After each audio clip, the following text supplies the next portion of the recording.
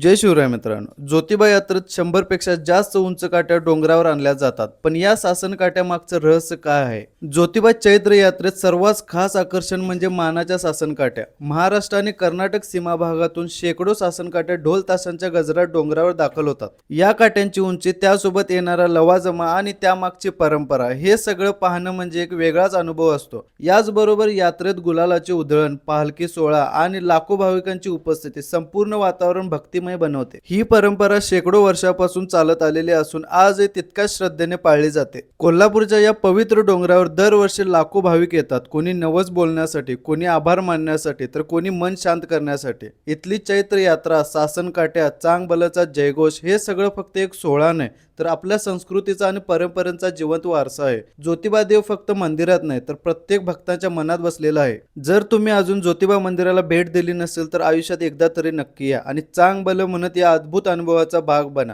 अशीच माहिती पाहण्यासाठी सबस्क्राईब करायला विसरू नका. तोपर्यंत जय भवानी, जय शिवराय.